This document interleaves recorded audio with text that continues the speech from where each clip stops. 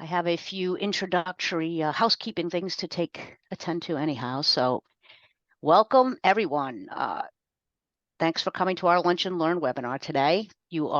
Should all be muted when you join, and please remain on mute until the end. Then we can open it up for questions and answers and discussion. There is a Q&A function at the bottom and a chat. I'll keep an eye on both of those, but if you could use that as you think of your questions, we appreciate it. We are recording this, and the link in the recording and the slide presentation will be available to everyone who signed up early next week. So today we're going to hear from our largest local electric utility, National Grid, which actually has a lot in common with wastewater utilities. Our utilities have been identified as significant sources of greenhouse gas emissions, and we're all trying to reduce those emissions and our impact on climate. So these common interests led to me, Nibra, doing a presentation with Mike McDonald of National Grid at the NUIA conference. It was called The Future of Heat and Programs for Decarbonizing Wastewater Operations. And it was very well received, I think. Unfortunately, Mike's not able to be here, but his colleagues are here in full force, and we're going to start that conversation, hopefully continue it. So just let me briefly introduce our presenters today. We have John Carlin. He's the lead renewable natural gas interconnection consultant, and having previously served as National Grid's combined heat and power project manager. We have Owen Brady Tracek. He's the director of NGrid's Future of Heat programs. And then finally, we have Xavier Strittmatter, and he's a senior engineer with National Grid, and his background is in gas transmission and pressure regulation design. So our three presenters are going to tag team to discuss all the various programs and things National Grid's developed to help transition away from high carbon fossil fuels.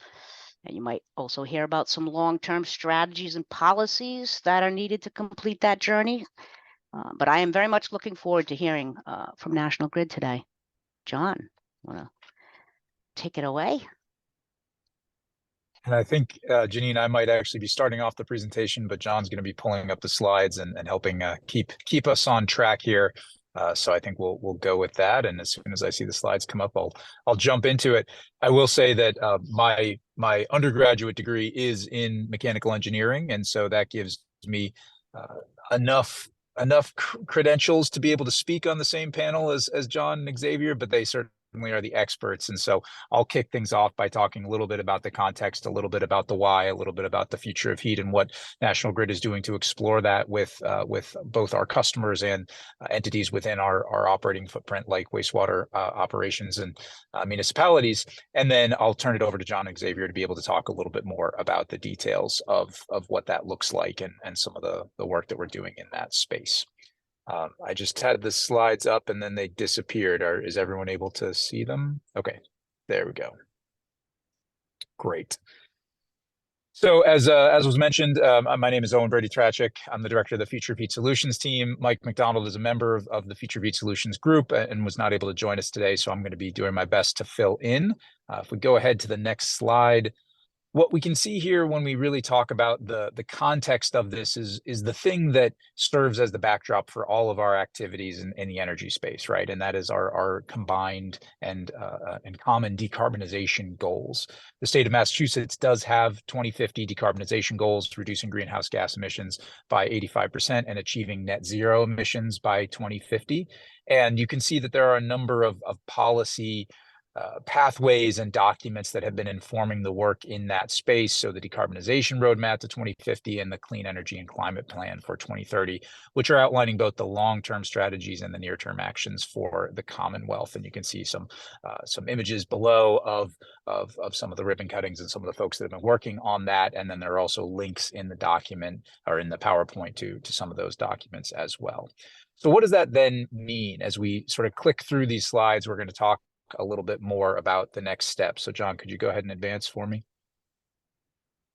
Really, we want to have, as it says here, an overarching strategy that ties together these complementary policies. And in some cases, the policies are coming about from different parts of sort of the energy and operational ecosystem. And so we have to make sure that we are thinking about the interdependence dependencies and the implications of policies as they are being developed. One of the things that I will say here is, as an example of that, there is a proposed Massachusetts clean heat standard for building heat only. So as opposed to what we're going to talk about a little bit later on in terms of RINs and how RNG and sort of wastewater has historically fed into the transportation sector, there's now a proposal to say, should there be a policy framework that would support the use of biomethane RNG within building heating, and what would that look like, and how would that then not only sort of democratize the use of the energy resource, but also support different sectors that may also be struggling to decarbonize over time.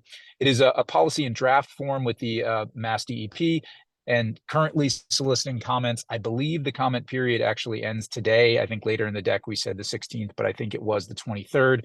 However, historically, the DEP has accepted comments after the sort of official deadline. So I would say if folks are interested, please, look into that or reach out to John, Xavier, and myself, and we'll be happy to try to help facilitate becoming engaged in the process. Next slide, please.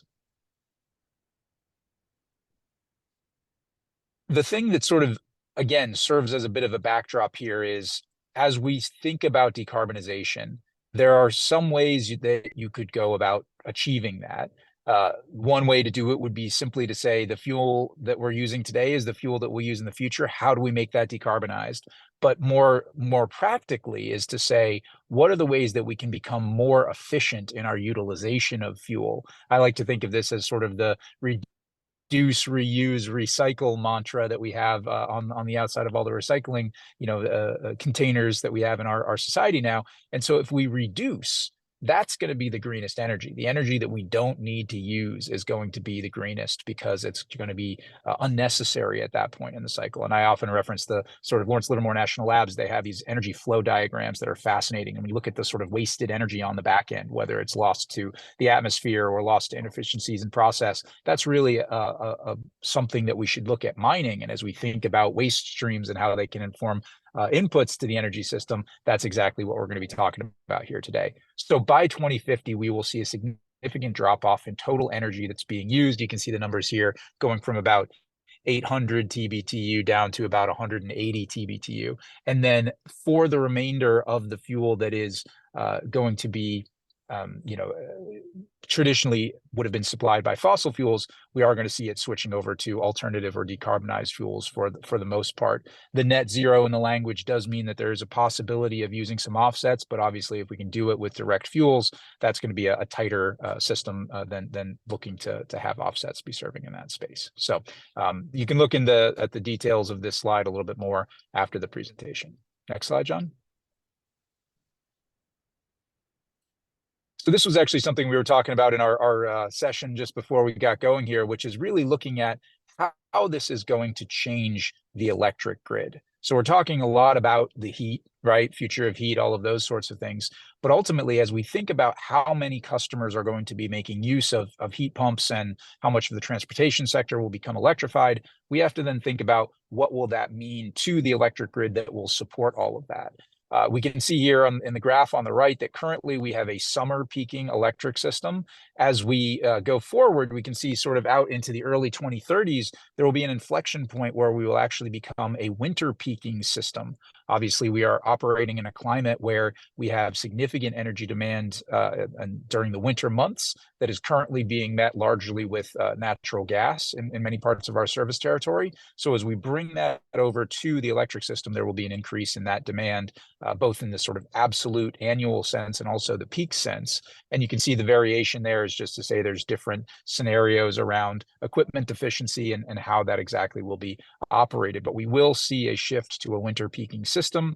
And then ultimately, we will see a significant increase in the amount of the electricity that is used every year because we're taking so many of the, again, fossil-based energy uses today and switching them over to the electric grid. You can see some of the bullets here that the peak customer demand is expected to be more than twice as high as it is today and switching over to the winter. And then we will also have to have a tremendous amount of energy storage. 10 times the amount of renewable energy that's currently interconnected to the system, 75 times the number of EVs, so significant EV deployment, and then a corresponding charging infrastructure deployment as well, and 100 times the number of heat pumps that we see today. All of that happening in the next 26 years. So it's going to be a very busy and exciting time. And certainly there's going to be a lot of need for collaboration and thinking about efficient ways to manage this and to minimize the disruption for customers overall. Next slide, John.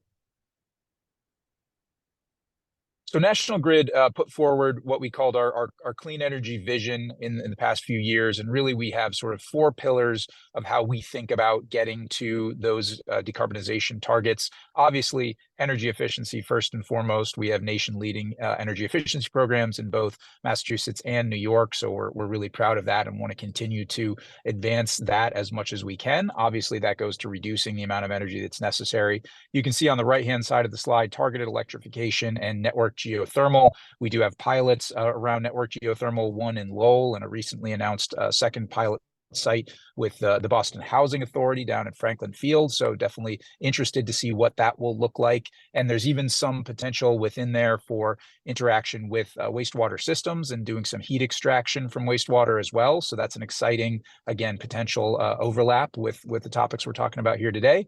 Ultimately, we do envision that there are likely to be some hybrid electric gas heating systems in the future, whether that's for managing the peak, whether that's for processes that customers have that they don't feel that they can electrify, but they want to electrify some of their end use. We want to make sure that we're being sort of mindful about that, but really taking advantage of the efficiency that's offered by heat pump systems and using that to, again, drive down the total energy required for the system. And then ultimately, any gas that does continue to flow through our network, we will make it 100% fossil free. That's going to be RNG, that's going to be hydrogen, and that's really what we're talking about here today. So those are our 4 pillars, and of course they'll sort of balance and will continue to shift over the coming decades as we figure out what works for customers and what works operationally. Next slide.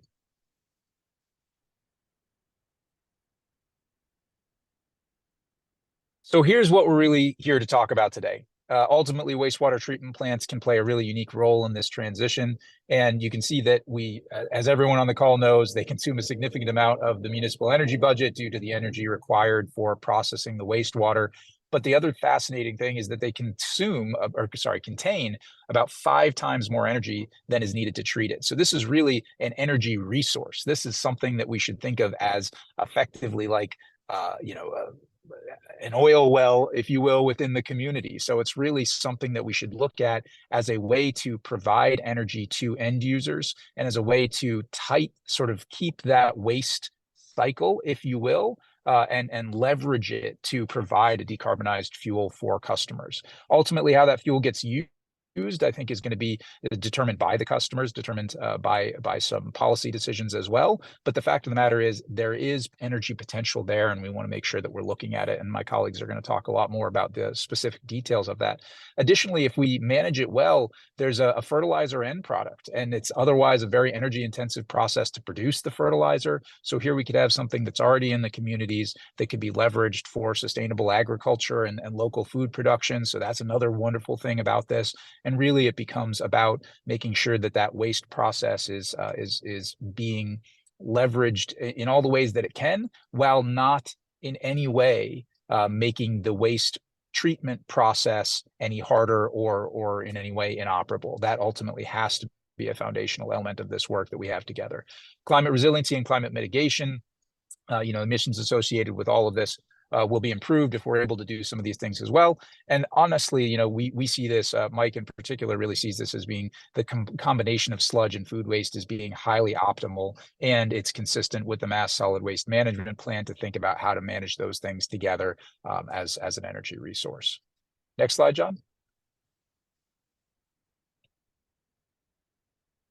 So this is where we start to talk a little bit about co-digestion. And really, we're sort of thinking differently here. Food waste has significant energy potential, even more so than biosolids. This is especially true for fatty food wastes. So different types of food waste have different amounts of energy in them. As we all know, fat tends to have a lot of calories when we're looking at the nutrition labels, and that's true when it's going into a waste stream as well. So if you find something like a dairy where there's a lot of milk fats, that's definitely a great way to be able to have some potential to produce energy from that.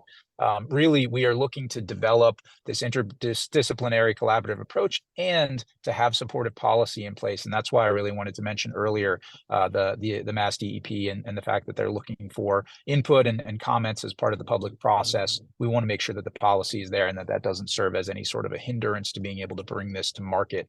Influent here flow is less of a limitation there.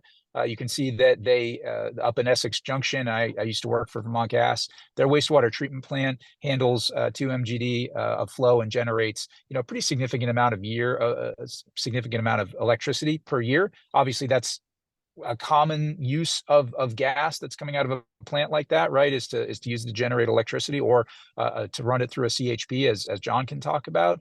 So you can see that there's pretty good potential at a lot of different scales here. And Mike has put in this helpful table down at the bottom, which again I'll encourage everyone to take a look at after the presentation. So a lot of information here, and of course John and Xavier will talk a little bit more about it when they're speaking as well. Next slide, John.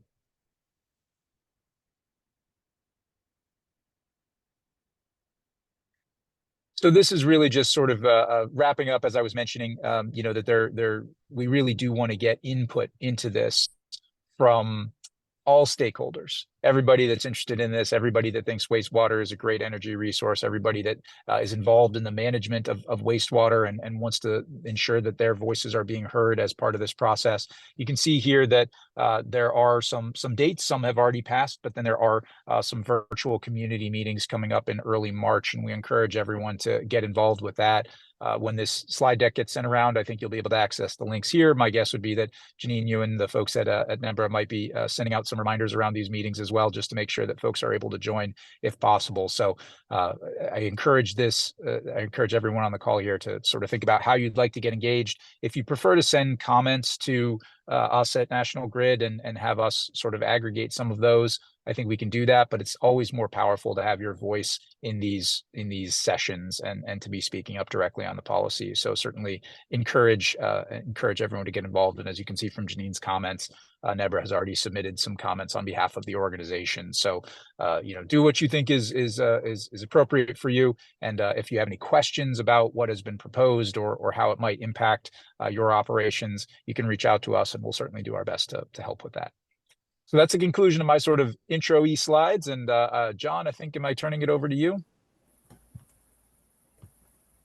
I'm sorry, Xavier. Yeah, I'm sorry, Xavier. We're going over to you. Okay. Thanks, Owen. So yeah, my name's Xavier Strometter. As mentioned at the beginning, I am senior engineer for renewable natural gas and gas innovation with National Grid. I have a lot of experience with the gas business and how the gas system operates. Much less experience with how wastewater treatment plants operate, but I'm getting up to speed and learning a lot more over the last few months in this new role. So I want to talk a little bit about renewable natural gas, or RNG specifically, because I think a lot of people on the call are familiar with anaerobic digestion, at least in concept, or they have digesters and they produce biogas, but they may not be upgrading that biogas to RNG. They may be using it on site for combined heat and power, CHP plant, but a typical pipeline quality natural gas that would be delivered from a natural gas utility like National Grid has an energy content of about 1020 to 1050 BTU per cubic foot. Do we still have the slides? I just lost them, Janine. Yeah, no, I think we lost John. Uh-oh. I might be able to at least pull up my slides, if that helps. Oh, here comes John again. Here's John. The one thing about having these at lunchtime is a lot of people are on the internet, and sometimes we have some issues. But here we are. John's back. Good, John. All right. No, continue. All right. That wasn't even Very long delay. Thanks, guys. Nope, worked out. Thanks. So as I was saying, pipeline quality natural gas is a BTU content a little over 1,000. Raw biogas from a digester has an energy content of around 600, right? And that's because of the high CO2 content. In order to inject into our pipeline, National Grid requires a minimum of 975 BTUs per cubic foot.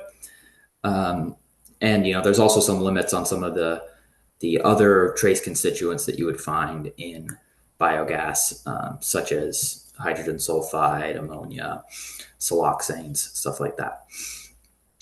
So all of this means that in order for a wastewater treatment facility or anyone producing biogas to create RNG and inject into a pipeline, you need additional processing equipment.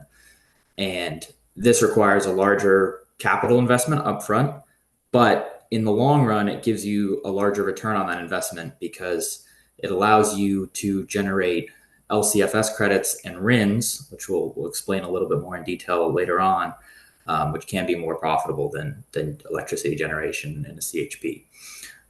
There's also a voluntary market that's developing quite fast. A lot of producers are actually selling those credits that they're generating to a third party like Google, who has their own more aggressive decarbonization goals rather than dealing with the federal and state markets that can be a little more volatile.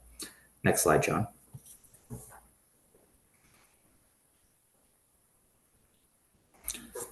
So what are the steps, right, for in making sure that you can generate the most revenue from a digester? Well, one thing that helps is co-digestion of food waste, which Owen touched on a little bit, but increasing the scale is going to help make the project more financially viable.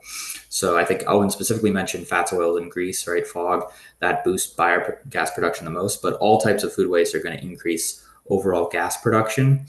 And at the end of the day, we're helping divert organic waste from landfills to a piece of equipment that can handle the volume. And it helps you leverage an asset that you already have or are considering building if you don't have one, right? And if you're a smaller wastewater treatment facility, the project may not pencil if you're just processing your waste on site, but merely adding in some food waste from a local supply, maybe that's 25% of the total volume or something like that, it could greatly increase the gas output. And that's going to give you a larger return on your investment and allow you to produce more gas if you decide to go the renewable natural gas route. Next slide, John. So I mentioned gas conditioning systems on the first slide. So this is kind of the additional capital equipment that a producer would need to invest in if they were going to produce RNG. So typically you have some kind of adsorbent media that you would use for hydrogen sulfide removal. Probably you may already have this if you're doing CHP.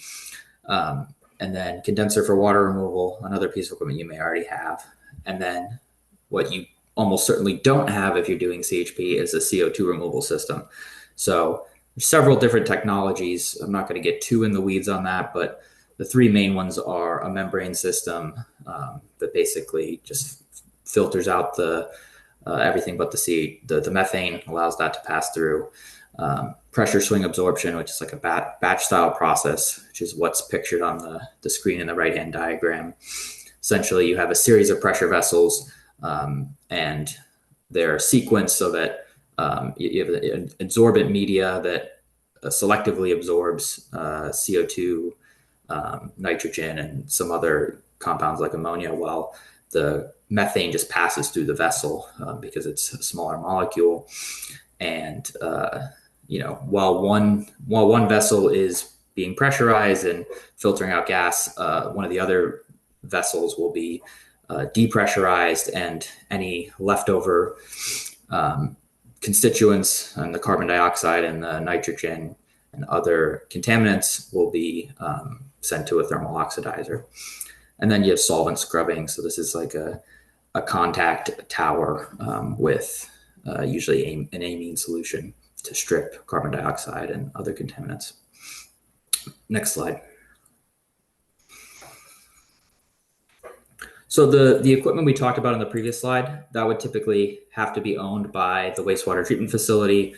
It would be part of their capital investment. But there's also going to have to be some equipment that's going to be owned by the utility or wherever you're selling the RNG to. So that's what we call an RNG interconnection. This is, what John's expertise is in, right, is figuring out, working with providers or waste processors to connect our system to them so that they can sell us the gas. So everything you see on screen here would be owned by National Grid or the utility that you're connecting to. And most of the equipment is just to make sure that the gas we're receiving is of the correct quality. So you'd have a gas chromatograph, sulfur analyzer, moisture analyzer, equipment to ensure gas quality is as expected. And there'd be some kind of control valve that would be able to send back the gas to the plant if it doesn't meet pipeline specs. And then there would be some pressure regulation devices to cut down the pressure from the conditioning system to the exact pipeline pressure needed. And there'd be a meter, right, for measuring, how much gas we're receiving from the plant. And that's your cash register. That's how you're getting paid. Now, National Grid is able to provide some funding in some cases to help fund this equipment. It's based solely on the discretion of the states we operate in and our ability to get that funding approved by our regulatory bodies in those states. So in New York, we've successfully received some funding in the past, and we're working on getting more funding in the future for these types of interconnects so we can actually help out plants who are interested in connecting. In Massachusetts, we haven't been so lucky so far. We're still advocating for the ability to help fund interconnections, but that's a work in progress. Next slide, please.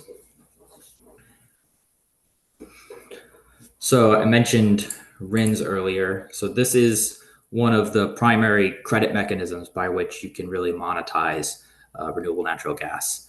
A RIN it stands for Renewable Identification Number, and it's the credit system that exists under the RFS, which is the Renewable Fuel Standard. That's established under an act of Congress in the early 2000s. It's the same rule and regulation that requires ethanol to be blended into gasoline. So you have renewable volume obligations, that's RVOs, and you have obligated parties. Obligated parties are refiners or importers of gasoline or diesel fuel, and they have to comply by blending renewable fuels into transportation fuel. And so they can either blend ethanol or biodiesel into their products, or they can buy credits, and that's what the RINs are. So one of the ways that RINs can be generated is by producing renewable natural gas. Next slide, please. So this is just a kind of high-level overview of how RINs are generated and then sold. So you have a wastewater treatment facility or another producer of RNG, like a landfill or a dairy farm. The RNG is produced and it's injected into a gas pipeline. And at that time, you split off the RIN from the actual physical gas molecules, and you sell the RIN to a obligated party. So one of those gasoline refiners or importers.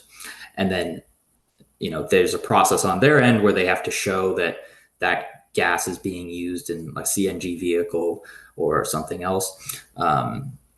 And meanwhile, the actual brown gas, we call it, the gas that's now separated from the credit, is used in the pipeline system. Next slide.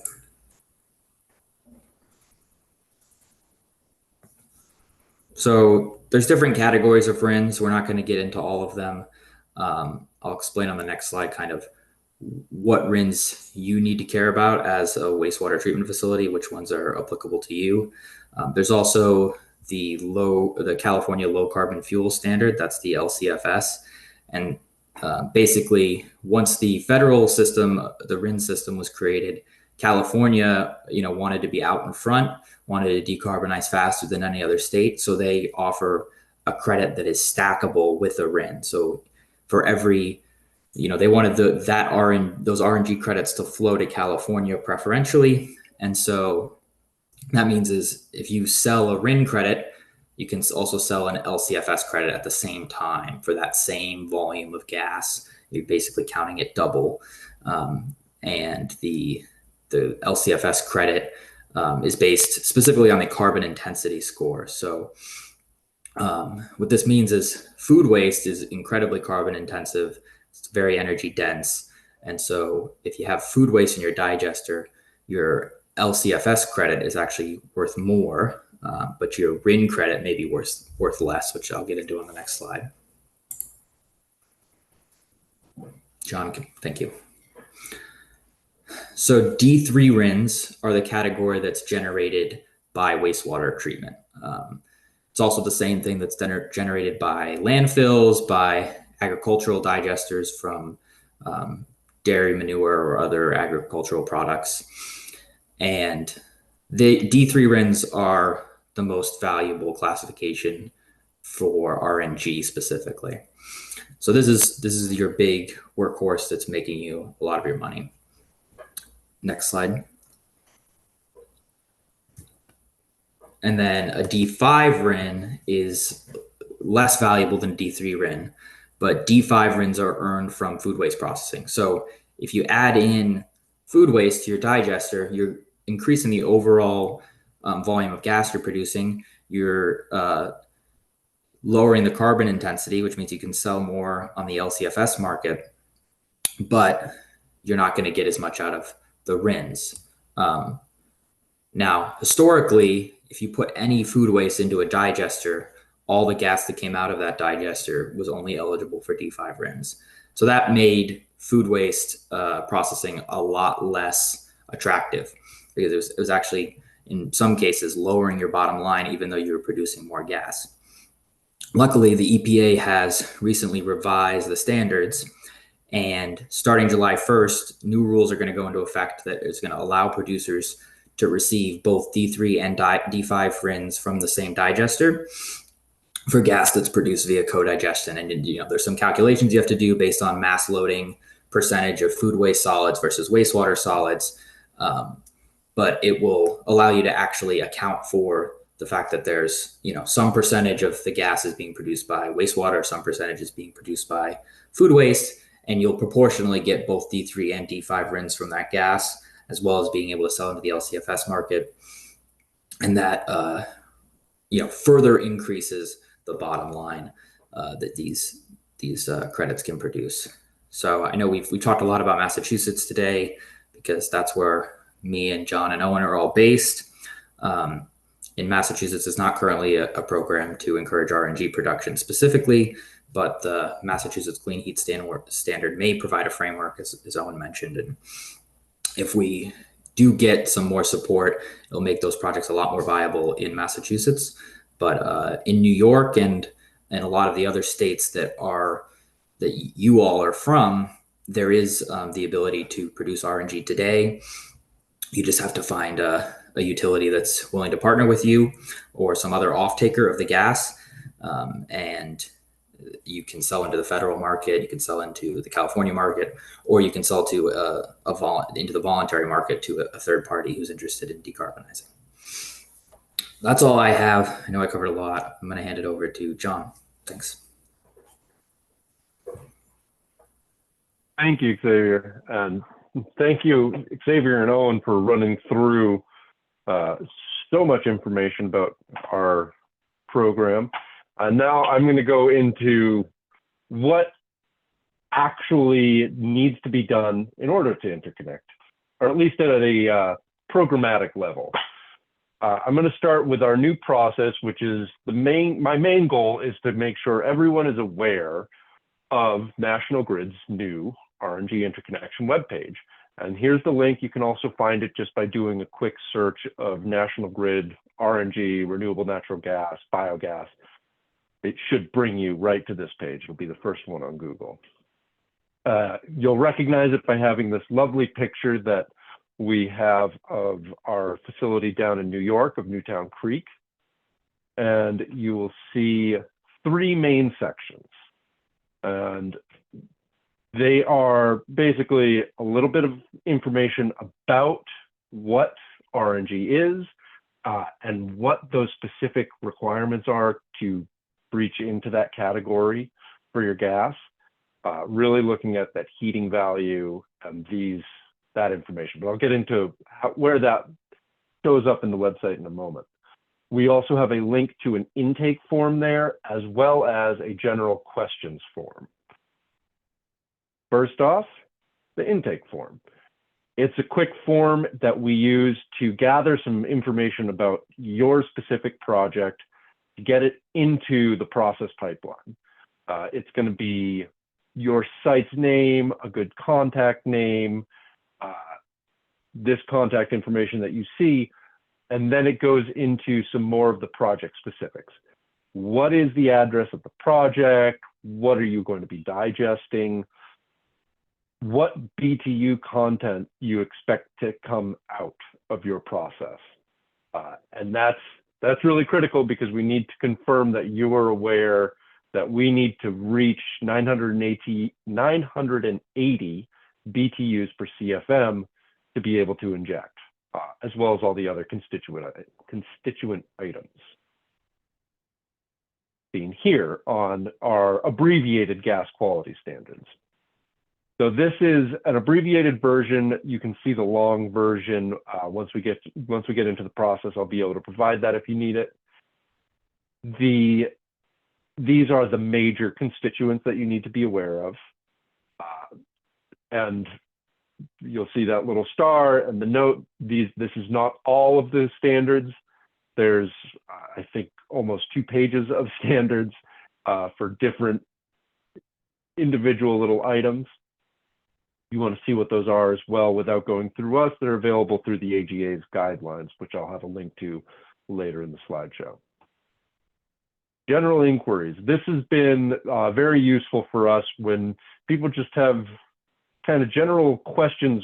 You know, even if you just want to say, hey, what is RNG? What does National Grid consider RNG? This is going to send me an email, and I try to respond to all of those within 2 days, unless it takes some more information gathering, in which case I'll get that information to you once I have the right answers.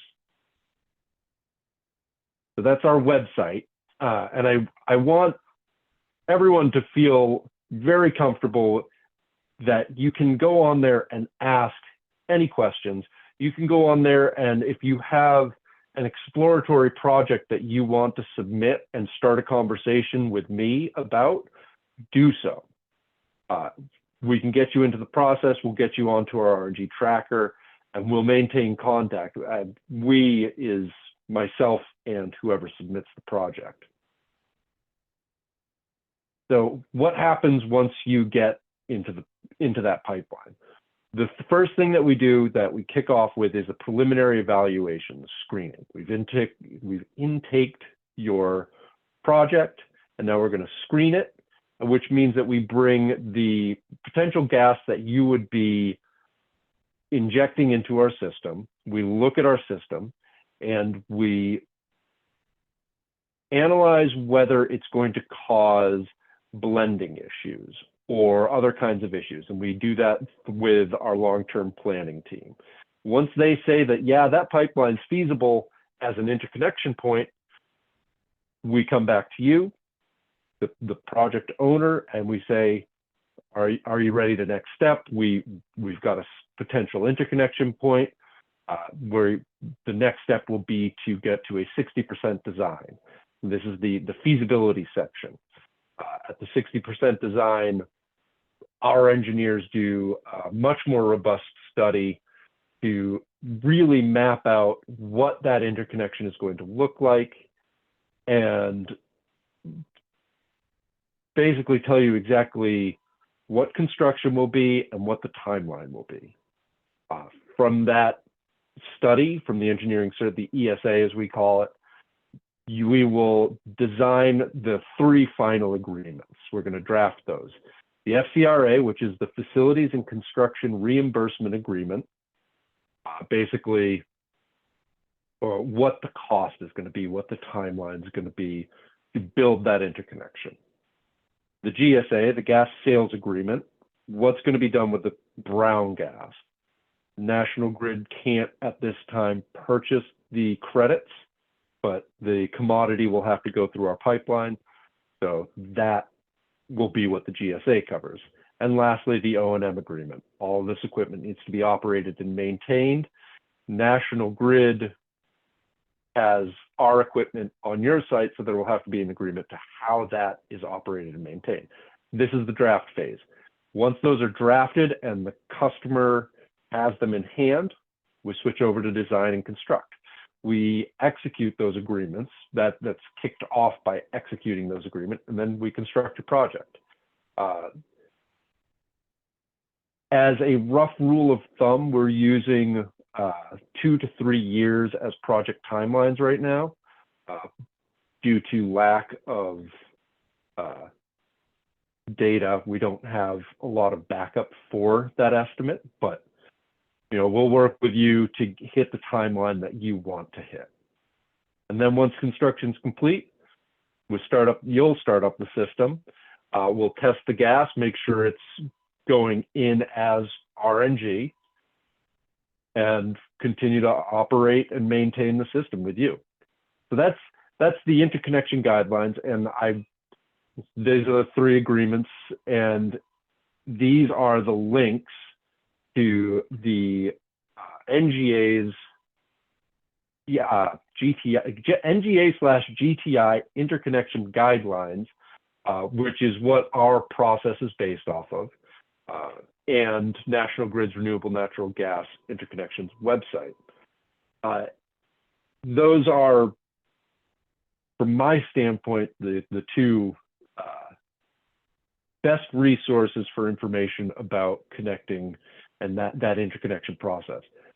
The biggest thing, I can't stress this enough, is reach out to me and I will make sure that your questions get answered. And if you have a project, I will be your point of contact and your advocate within National Grid to make sure that project keeps moving at the pace that works best for you. I'll stay in contact with the customer. I'll stay in contact with our internal stakeholders and make sure that this project keeps moving and doesn't get lost in the behemoth that is a local utility. That's all that I have in regards to this, but I'm happy to answer questions. I'm sure Xavier and Owen are as well. So a little question man for anybody who wishes Great. to. Yeah, thanks, you guys. Wow, that was a lot of information. We did already get one question, and I have some questions, but let's start with this. What is there a minimum flow rate that makes a biogas RNG facility feasible? Do you guys have any rules of thumb for that? So I think if you're not doing any co-digestion, the numbers I've seen is roughly around 20 million gallons a day. But if you're doing co-digestion, it becomes much more viable down to even like 5 million gallons per day. But those are very rough numbers, and obviously could depend on exactly the energy content of your waste stream. I believe, as Owen pointed out, there are some small facilities doing this, and I will just mention that there's some pre-treatment steps, exciting new developments like hydrothermal liquefaction and some other things that could actually make it more feasible for a smaller facility to get break even with that. All right, thanks. So somebody mentioned RNG and hydrogen fuels. I don't know if that was Owen. But can you talk a little bit more about that? Hydrogen's another fuel we're looking at coming out of wastewater. What are you guys looking at for hydrogen?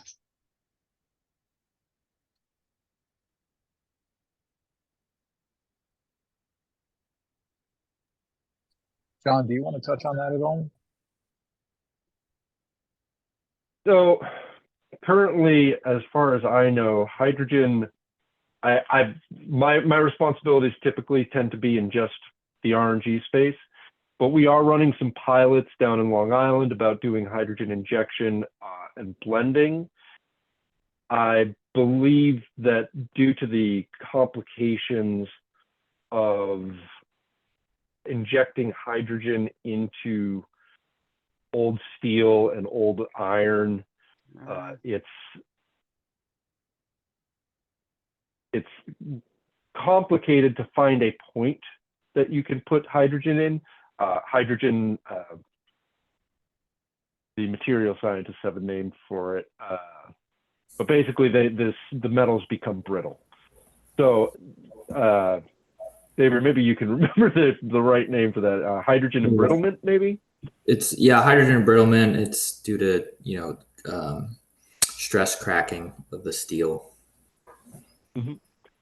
There are other potentials for hydrogen. You can do methanization, combining hydrogen with a CO2 stream to get methane out of that. So if you have a waste CO2 stream, there's potential for methanating it through a hydrogen injection stream. And I'm not familiar with that. It's sort of a different group, but if there is interest in what National Grid is doing with hydrogen on the next presentation that we're doing, I believe in 2 months, Janine, we could ask for one of our hydrogen experts to join as well to answer questions. Yeah, that might be interesting. Yes, so National Grid's going to be presenting to the Northeast Digestion Roundtable in April, and those are the digestion gurus there. But yeah, so hydrogen's probably going to be, somebody mentioned storage being a big issue. That's going to be a big issue with a lot of this stuff, for at least from what I see, for wastewater treatment facilities. Anyone have any questions? You could totally unmute yourself now to ask directly. I wanted to bring up about the Department of Energy, U.S. Department of Energy, and funding as a funding source. I don't know if you guys are familiar with some of their programs to decarbonize wastewater at all, but is that something that you, or generally is it the consultant on the private side that looks for grants and other programs to support a project like this? I would say that we'd be happy to assist in finding those, but we would only be able to point in a direction. We can't do the development work on that side of it. No, that's fair enough. But yes, there is a lot of money coming out of the Department of Energy for decarbonizing wastewater operations. We are a pretty significant energy user, as Xavier pointed out, and there's a lot of resources in the wastewater to recover. I don't know if there's any other questions, and I just wanted to mention, Xavier, you said that if you want to go out to a treatment facility, I would be happy to set up a tour for you if you want to see one of these. There's a couple in Massachusetts that are in operation, MWRA, and the Greater Lawrence Sanitary District is another one of our members that is generating RNG. That'd be great. Yeah, we have facility in Brooklyn, Newtown Creek, that does have digesters. John showed a picture of it on his slides. So that's the only wastewater treatment plant I've been to. I've been to that one. We got to get you out more. Conditioning equipment there, which is kind of unusual, but that was kind of a pilot project for us to, show that we could do it at scale to New York. And it's given us a lot more leeway to do more projects in New York after having done that demo. Yeah, great. There are a couple of questions that have come in. Is there any location limits for grants? Someone has a client based in California. Actually, California has a lot of stuff, I think, going on, right? I don't know that there are any location limits on grants, not Department of Energy grants anyway. I'd be. So are you asking for a site that's in California or a site that's in this territory? So the federal grants are going to be federal, but there are, if you have any regional grants, I don't think Vermont's going to be supporting Massachusetts projects that aren't injecting into Vermont's national or natural gas pipeline. Same for New York, but if you're talking about RINs or the LCFS, California's LCFS, currently they're not regional limitations, although there has been discussion about the CARB program moving west of the Mississippi. So the local systems of financial support for these projects can be limited by locality. All right, something to pay attention to there. And there's another question here, which maybe is a question from me and not you, but can you speak more about the pretreatment steps that make biogas to grid feasible for smaller facilities? And I will just point out that our last Northeast Digestion Roundtable was focused on enhanced anaerobic digestion and talked a lot about these pretreatment steps. And there's a recording on our YouTube station, or you can email me for a link to that. It's pretty exciting, some of the pretreatment developments that hydrothermal carbonization's another one that can really soup up the biogas production. And these, so I'm going to ask a question, Janine, because I'm not as familiar with these systems. So that's pre-treatment of the waste sludge before it goes into the digester? Correct. Cool. And even sometimes after in recycling. So that was a really good session in January if you really want to know more about what's on the horizon for, I mean, this high solids loadings. You can put a lot more through the digesters with some of these component processes than we could in the past. So it's pretty exciting. You said that's on Nebra's YouTube channel? Yes. You know what? I'll include the link since we're following up when I send out these slides.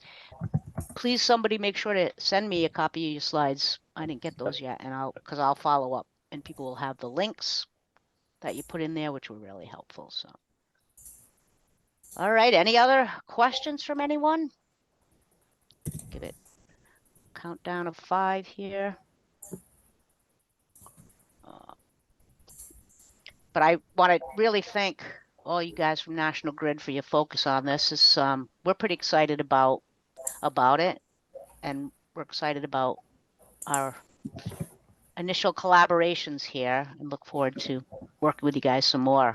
Like I said, we do have a lot in common, and I know I learned that is that water energy nexus. It takes a lot of energy to make clean water. It takes a lot of water to make energy, so we got to stick together. Absolutely. All right. Thanks again, you guys, and thanks for everyone for spending your Friday lunch with us here. We're gonna be back here next month with Cedron Technologies. They're gonna present on their VARCOR system, which is a mechanical vapor recompression for solids treatment inside stream nutrient removal. And as always, if there's something you want to lunch and learn about, please send me an email. I'm always looking for stuff to lunch and learn about. So thanks again for attending, everyone. Happy Friday. Have a great weekend. Thanks for having me. One question came in. Will the slides be emailed? And yes, they will be. We will. Yep, I will follow up. And I'll send you that link to the YouTube video about enhanced anaerobic digestion. All right, everyone. Have a great weekend. Thanks again, NGrid guys. All right. Thank you. Thank you. Thanks for setting this up, Janine. Yep. See you soon.